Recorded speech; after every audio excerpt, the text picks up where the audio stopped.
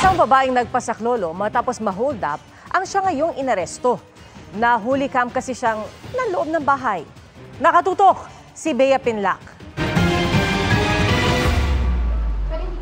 Nagreklamo sa mga otoridad ang 19 anyos na babaeng ito matapos umano siyang hold upin ng isang lalaki sa Nepa Q-Mart sa Quezon City.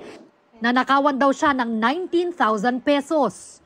Umikot kami sa loob mismo ng Q-Mart at nakuha yung tao. Nakapkapan namin at may nakuha kaming 3 sachet ng drugs. Pinakulong yung tao, yung sabi niya nag-hold up pero nakuhanan natin ng droga. Illegal na droga at isang patalim ang nasamsam mula sa ng hold up ng lalaki. Hindi nila na-recover ang umano'y nakaw na pera. Kinabukasan, may lalaki naman na pumunta sa barangay para magsumbong.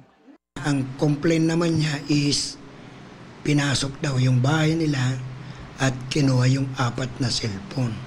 Kinuha niya yung cellphone tapos nagtambay muna siya dun sa gilid ng bali yung may lababo namin. Tapos siniksik niya muna dito. Tapos ay lumabas siya. Pinasok daw ang bahay niya at ninakaw daw ang mga cellphone at wallet niya na may lamang mga ID at 5,900 pesos. Nang balikan ng CCTV, Pinakita ko yung kuha. Sabi niya, ito yung kagabi. Nagreklamo dito na na-hold up daw siya ng 19,000. umaaligid siya malapit sa bahay ng lalaki. Hindi na nahagip ang mismong pagpasok ng babae sa bahay ng lalaki para ibulsa ang 4 na cellphone. Pero maya-maya, nakita siyang naglakad paalis galing sa loob ng bahay. Aminado ang babae sa krimen. Paliwanag niya, gusto lang daw niya makabawi matapos mawala ng pera. Nung nakaraan po kasi, na-hold up po ako. Tapos di ko na po alam yung gagawin ko.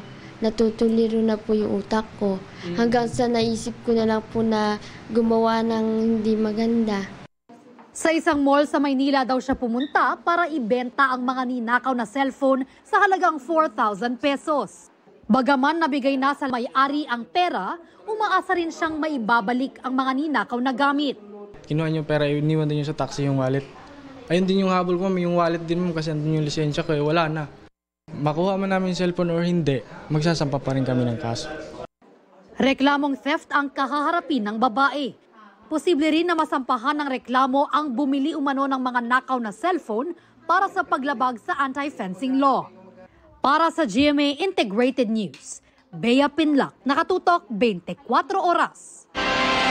Sa ngayon, nabawi na at naisauli sa may-ari ang 4 na cellphone at ayon sa barangay captain na si Marciano Agua Jr. ng barangay E. Rodriguez sa Quezon City.